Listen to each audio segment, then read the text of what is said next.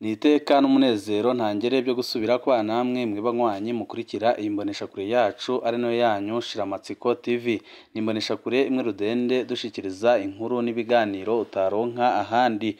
Uyu ni umwanya w'amakuru agezweko ari kuvugwa ngaha mu gihugu c'u Burundi, aho ino mboneshakure yacu ari nayo yanyu Shiramatsiko TV ibategurira amakuru ahambaye cane aba ari kuvugwa mu bisata bitandukanye, aho twibanda cane ku makuru aba ari kuvugwa ku gateka kazina muntu, aba ari kuvugwa mu butungane, aba ari kuvugwa mu cibano, aba ari kuvugwa ku mbuga ngurukana bumenyi, aba ari kuvugwa muri politike ndetse n'andi yose mutamenye mwamwaranyegejwe turatohoza amaze tukabashikiriza ido nido. Twabateguriye amakuru ahambaye cane, ikena ry'imonogoje ry'ibyankenerwa, uguta agaciro kw'ifaranga ry'u Burundi hamwe no kugoyagoya kw'amashirahamwe ya leta biri mu byaranze imyaka itatu hafi n'igice umukuru w'igihugu Evariste Ndayishimiye amaze ku butegetsi. Benshi bakabona ko Perezida Evariste Ndayishimiye yananiwe gutwara igihugu c'u Burundi, akaba ariyo mpamvu abarundi isinzi basaba ko igihe cyari kigeze kugira ngo Perezida atange imihoho canke se bamutembagaze ku butegetsi, kuko biboneka neza ko Perezida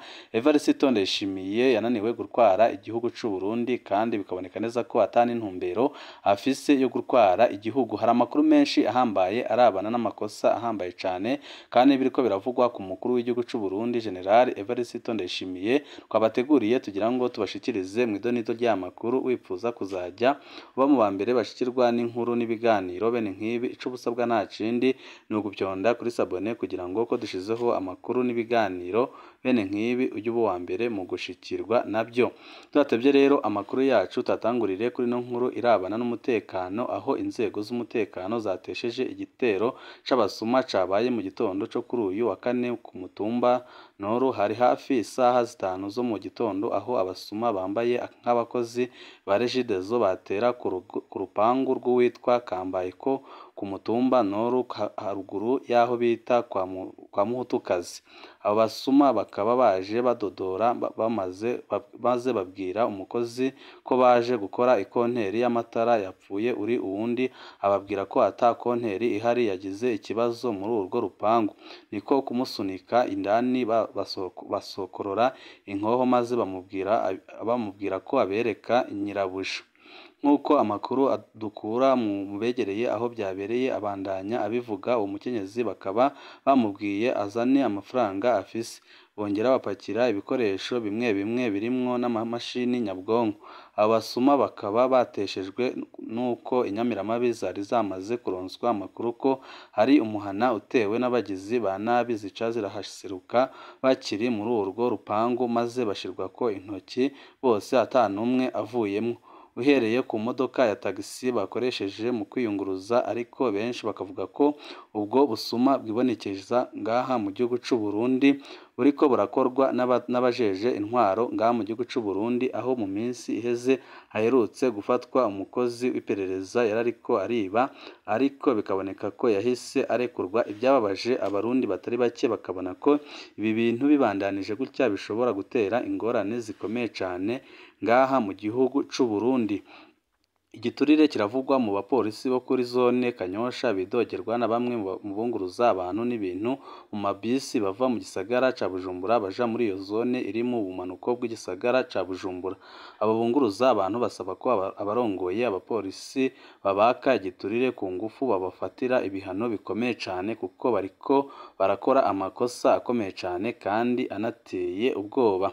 Tuvuye kuri iyo nkuru, umugambwe Sahwanya Frodebu urahamagarira leta y'u Burundi na leta y'u Rwanda kuja inama biciye mu nzira z'imigenderanire kugira haboneke umuti ku byo bidahurizako.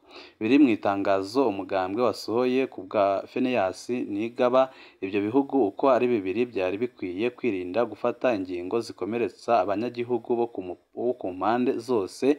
Ibyo akaba yabishikirije nyuma y'amajambo ateye ubwoba kandi ateye isoni amaze iminsi ashikirizwa n'umukuru w'igihugu c'u Burundi General Evariste Ndayishimiye aho yagirije igihugu cibanyi c'u Rwanda ko ari cyo giha indaro Red Tabara, akaba ari cyo giha ibigwanisho Red Tabara, kandi akaba ari cyo kiha imyimenyerezo, ibyo leta y'u Rwanda yamiriye kure ikavuga ko ibyo ngibyo itabizi, kandi ikavuga ko ati n'umwe witwaje ibigwanisho w'abarundi bakorana. Akaba ariyo mpamvu abarundi batari bake basaba Perezida Evariste Ndayishimiye guhagarika ibyo bintu ariko arakora, kuko ni ibintu bishobora kugira ingaruka zikomeye cyane ku banyagihugu.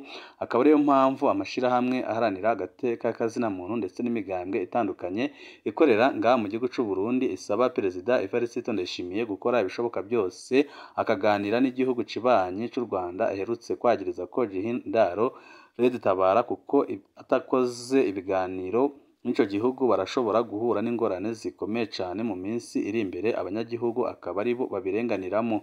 Tuvuye kuri iyo nkuru, amakuru yacu tabandanirize kuri ino nkuru nanone iriko iravugwa cyane ngaha mu gihugu c'u Burundi, nyuma yaho Perezida Evariste Ndayishimiye ashikirije amajambo ateye isoni kandi ababaje, aho yavuze ko abaryamana bahuje ibitsina bakwiye gushirwa mu kibuga bagaterwa amabuye, ariko akaba ari ibintu byamiriwe n'amashirahamwe menshi ndetse n'ibihugu bitandukanye, aho nyine biboneka neza ko ari ibintu biteye isoni, kuko Perezida Evariste Ndayishimiye iyo mvugo yakoresheje ni imvugo yo guhamagarira kwica umurwi runaka, ibishobora kugira ingaruka zikomeye cyane ku gihugu. Akaba ariyo mpamvu amashirahamwe aranira agateka k'azina muntu yaba akorera ku gataka k'u Burundi ndetse no hanze y'igihugu asaba Perezida Evariste Ndayishimiye kwisubiraho, kandi agasaba ko yakora igishoboka cyose kugira ngo akingire abo bana bahuje ibitsina, kuko birashobora kugira ingorane zikomeye cyane ku gihugu. Ishirahamwe rige iteka rihanira agateka k'azina muntu riratera ibyatsi amajambo y'umukuru w'igihugu hamagarira kwica hakoreshejwe amabuye abahuza ibitsina babisangiye mu Burundi. Mu rwandiko ry'ishirahamwe ryashize ahabona kuri uyu wa gatatu rivuga ko ibyo Ndayishimiye yavuze ari uguhonyanga ibidasanzwe uburenganzira bwo kudaha agaciro kiremwa muntu, kandi Ligue iteka ikavuga ko igihugu c'u Burundi gishobora kubigiramwo ingorane zikomeye cyane, kubera ko amashirahamwe atandukanye ndetse n'ibihugu bitandukanye bisanzwe biha imfashanyo igihugu c'u Burundi bashobora guhita bihagarika kubera ayo majambo yashikirijwe n'umukuru w'igihugu. Ariko benshi bakabona ko Perezida Evariste Ndayishimiye adafise ubushobozi n'imbaraga byo gutwara igihugu, akaba ariyo mpamvu abarundi batandukanye batanguye kumusaba ko yopfuma agatanga imihoho aho kugira ngo abandanye yica igihugu, kuko biboneka neza ko ibintu biriko biraba ngaha mu gihugu c'u Burundi bituruka ku kuba Perezida Evariste Ndayishimiye atabushobozi ndetse n'ingufu afise byo kurongora igihugu c'u Burundi, kubera amajambo ateye isoni amaze iminsi ashikiriza. Ikena ry'imonogoje ry'ibyankenerwa uguta agaciro kw'ifaranga ry'u Burundi hamwe no kugoyagoya kw'amashirahamwe ya leta biri mu byaranze imyaka itatu hafi n'igice umukuru w'igihugu Evariste Ndayishimiye amaze ku butegetsi. Ibyo ni Kefa Niyibizi arongoye umugambwe Kotebu yabivugiye mu kinyamakuru Indundi, aho yavuze ko Perezida Evariste Ndayishimiye kuva yashika ku butegetsi atakintu na kimwe arakora kugira ngo atunganirize abarundi, kandi bikaboneka neza ko aho kugira ngo igihugu citere imbere imyaka itatu n'inusu amaze ku butegetsi yakoze amakosa akomeye cyane kandi ateye ubwoba. Akaba ariyo mpamvu igihugu kiri mu ngorane zijanye n'ubutunzi, aho benshi bavuga ko ibi bintu bibandanije gutya igihugu gishobora kwisanga mu manga kitazigera cyikuramo. Akaba ariyo mpamvu abarundi isinzi basaba ko Perezida Evariste Ndayishimiye yotanga imihoho, kuko biboneka neza ko ata ntumbero nziza afisiye igihugu c'u Burundi, kandi ikaboneka neza ko ataho ashobora gushitsa igihugu mu gihe akigenza uko ari kwigenza. Ubusuma buriko buragaragara mu mashirahamwe atandukanye ya leta, kandi bikaboneka ko abariko barakora ubwo busuma bakigikiwe n'umukuru w'igihugu. Ni ibintu biriko birababaza abarundi batari bake, bakabona ko igihe cyari kigeze kugira ngo basezerere intwaro ya CNDD-FDD, kubera iki abatwara onateri bazwi ko bayitembeje ariko bakaba badahindurwa. Ni ukubera iki badahindurwa kandi abategetsi bagenwa n'umukuru w'igihugu, aho benshi bavuga ko abategetsi bafitaniye imigenderanire ikomeye cyane n'umukuru w'igihugu. Akaba ariyo mpamvu atabahindura, akaba ariyo mpamvu abarundi isinzi babona ko atabutungane buzigera buboneka ngaha mu gihugu c'u Burundi, kandi bakabona ko igituriye kitazigera gishira ngaha mu gihugu c'u Burundi, mu gihe Perezida Evariste Ndayishimiye ashigikira abakora ubwo busuma n'ubunyonyezi, kandi bikaboneka ko nawe ubwiwe ariko arakora ubusuma n'ubunyonyezi butandukanye. aka ni akabazo kabashijwe n'umushingamateka ava muri CNDD Elias Buregure kuwa 26 ukwezi kwa 12 2023.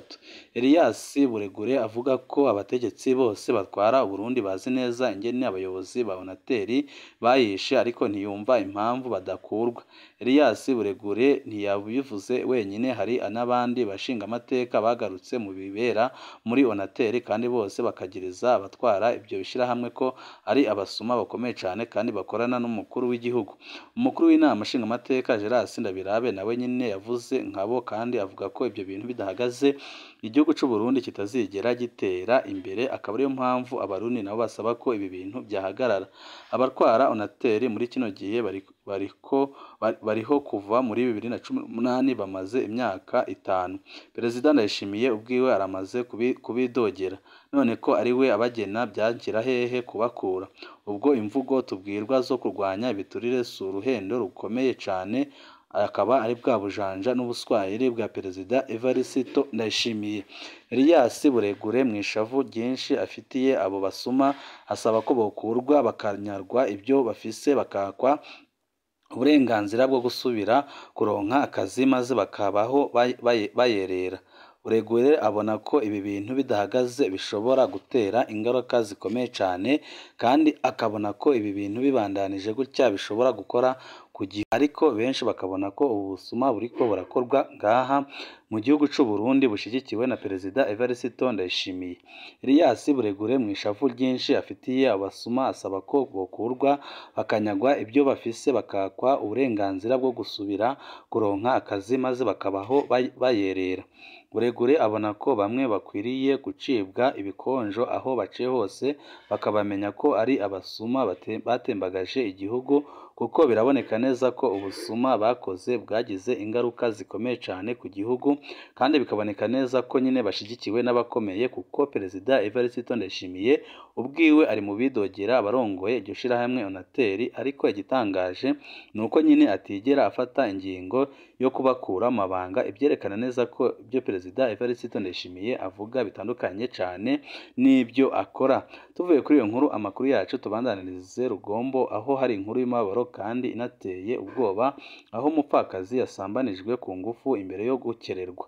Ikiziga ca Eliane Kwizerimana w'imyaka 30 caratowe kuri uyu wa kane ku mutumba Mparambo ya mbere, ni muri komine Rugombo mu ntara Cibitoke, buraruko bushira uburengero bw'u Burundi. Ababibonye bemeza ko yafashwe ku ngufu imbere yo kwicwa. Ikiziga ca Kwizerimana cari kiryamye mu kidendere c'amaraso, bivugwa n'ababibonye bemeza ko ari urupfu rubi cane kandi runababaje cane. Yari uko zamuremye nta mpuzu yari yambaye, yarakerewe. Abamwishe basize agahuzu kiwe ko munsi impande y'ikiziga ciwe. Ni ukuri ni ububisha budasanzwe, niko umubanyi w'umuhisi agaragaza umubabaro ukomeye cyane. Isoko mu buvuzi mu Cibitoki ryemeza ko ibimenyetso bya mbere byerekana ko ari ubushorashuzi bwo ku ngufu bwakurikiwe n'ubwicanyi. Uwo mukenyezi yarasambanijwe bunyamaswa, niko iryo soko rivuga, kandi rigasaba ko hakorwa amatohoza kugira ngo hamenyekane abakoze iryo bara. Amasoko mu gipolisi no mu ntwaro avuga ko habaye ugufata ku ngufu mu Kivunga. Babiri mu bikekwa barahagaritswe n'igipolisi kuri uyu wa kane ku mvo z'amatohoza. Musitanteri wa komine Rugombo Gilbert Manirakiza aremeza ibyo byabaye, asaba abo arongoye gufasha igipolisi gutora abakoze iryo bara. Abanyagihugu bo basaba ubutungane guhana by'akarorero abo bicanyi. Uwo yishwe asize abana 3 yahora areze wenyine, ikiriko kirashavuza abarundi batari bake, bagasaba leta gukora ibishoboka byose kugira ngo ituze ubu bwicanyi buriko buri monogoza ngaha mu gihugu cy'u Burundi. Banywanyi bacu ni ngaha duce dusozerera amakuru kwari kwabateguriye. Wecu ubusabwa nta kindi no gupyonda kuri sabone kugira ngo uko dushizeho amakuru n'ibiganiro bene nk'ibi ujye uba wa mbere mu gushikirwa nabyo. Ibihe byiza nibyo ndabipfurije banywanyi bacu.